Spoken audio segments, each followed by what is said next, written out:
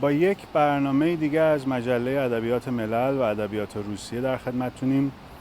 دومین قسمت از مجموعه ماکسیم گورکی. اینجا خونه ماکسیم گورکی هست، داخلش میریم و با هم میبینیم. همراه ما باشید.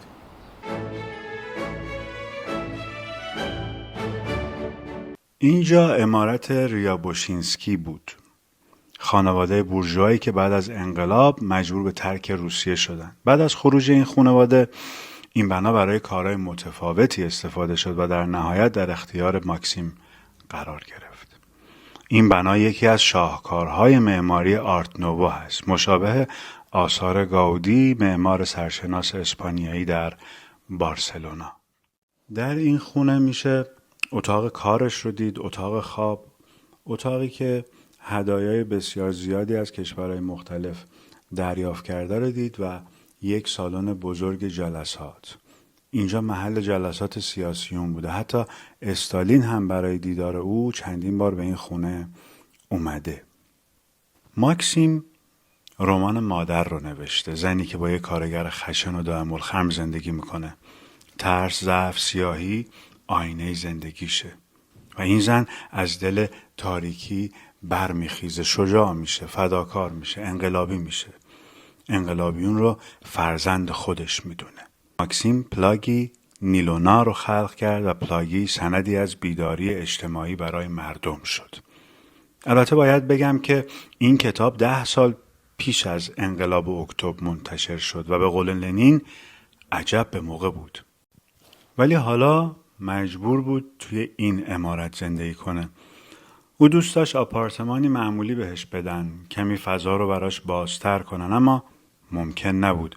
میگفت پشت هر دیوار یک گوش دارد شنود میکند. او مجبور بود روزنامه‌هایی را بخواند که برایش میآوردند و تا آنجا که امکان داشت برای تبلیغات از او در محافل استفاده میکردند. حتی برای بازدید به یک گولاک یا همان اردوگاه کار اجباری بردندش. تصویر زیبایی به اون نشون دادن و اجازه دادن با برخی کارگرای نمونه هم صحبت کنه. تصاویر این بازدید در همه جا پخش شد و او در گزارش سلوکی، همون اردوگاهی که بازدید کرده بود، مطلبی در مخالفت ننوشت. یا آنچه نشانش داده بودند فریبش داده بود یا نمیخواست خودش رو به درد سر بندازه.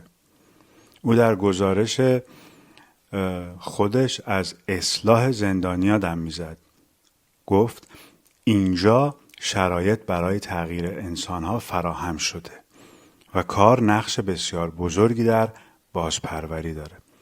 و البته شاید در این دوره از بازدید هنوز سیاهی و شقاوت و کشتار بیرحمانه گولاک ها عریان نشده بود. به هر تقدیر او در این خانه نتوانست اثر مهمی خلق کنه و بیشتر مقالاتی که نوشت در مورد جریان ادبی بود که به او منسوب بود. این خونه طبقه فوقانی هم داره که حتما باید بازدید کرد. یک شاپل یا کلیسای مخفی کوچیک. اینجا شاپل خصوصی، همون اتاق نیایش خانواده تبعیدیه. فضای پنهانی که از بیرون عمارت دیده نمیشه و این سنت خانواده های اشرافی کهن باوره که حتما یک معبد کوچیک در فضای پنهانی و خصوصی در عمارتشون داشته باشن. در قسمت اول از مجموعه ماکسیم گورکی در مورد تفکراتش، دوره‌های تبعیدش، روابطش با لنین و استالین صحبت کردیم که میتونید ببینید.